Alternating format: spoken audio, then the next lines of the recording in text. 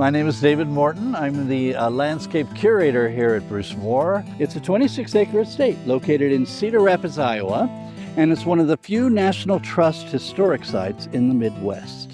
And this show is about how to create this little piece of paradise in your own backyard. A day in the life of a gardener.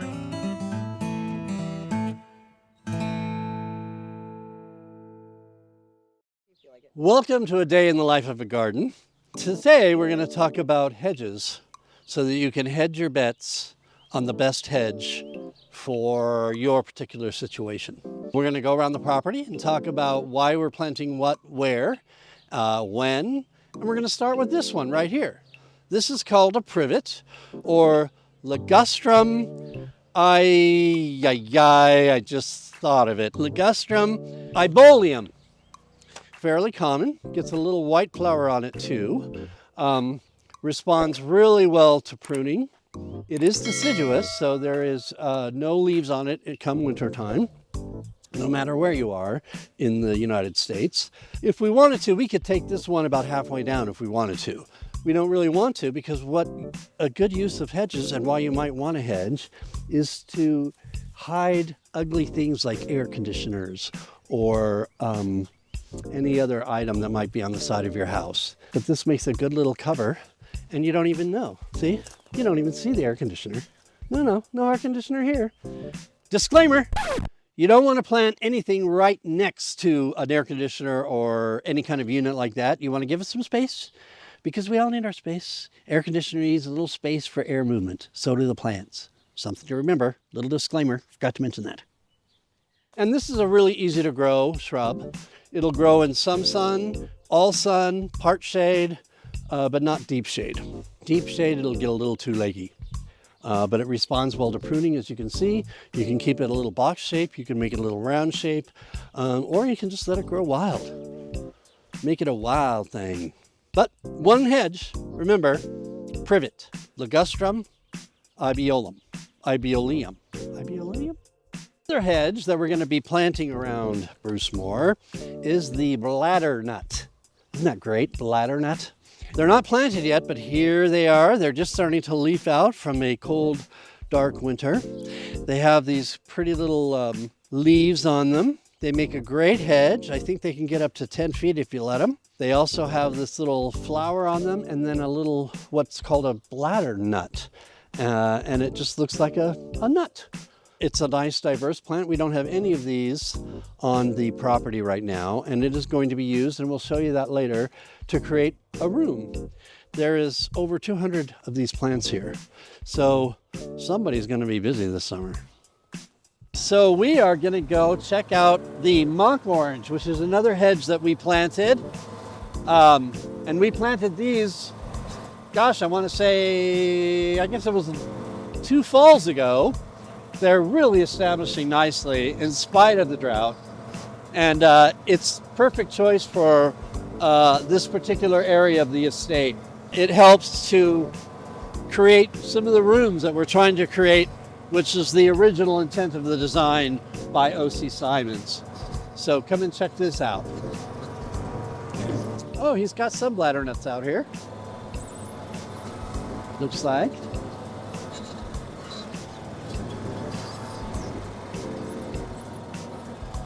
So these here are mock orange. The botanical name is Philadelphus Coronarius.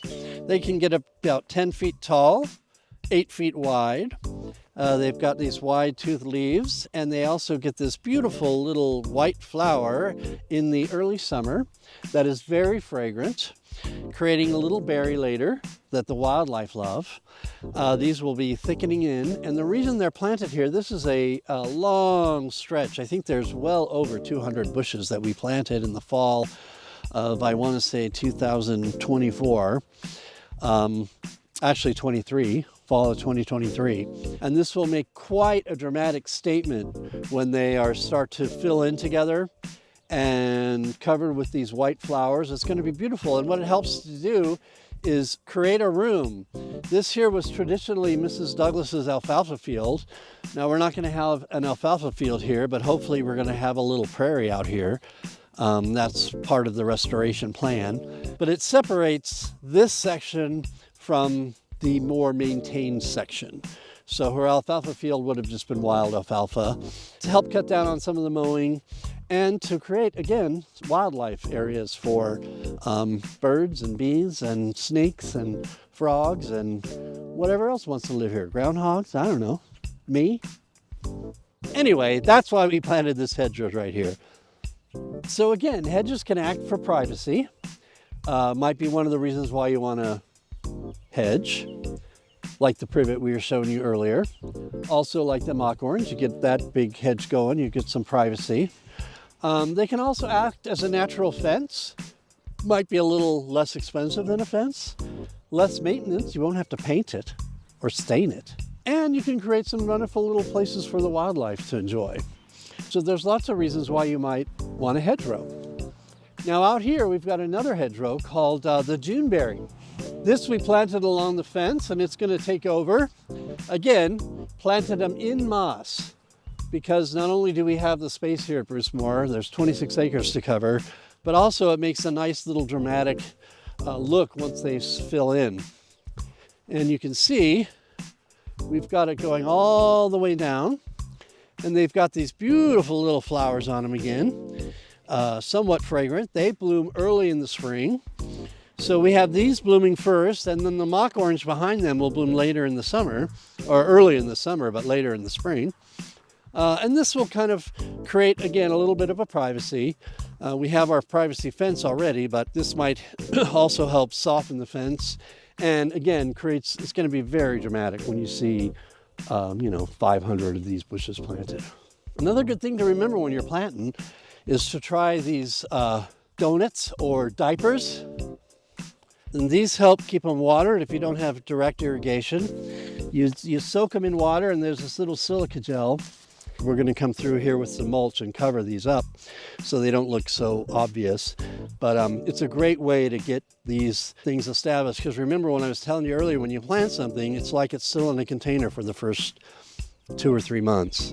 So this way, this gets them nice and established. And with that mock orange hedgerow, out of the 250, 300 plants we planted, we didn't lose a one.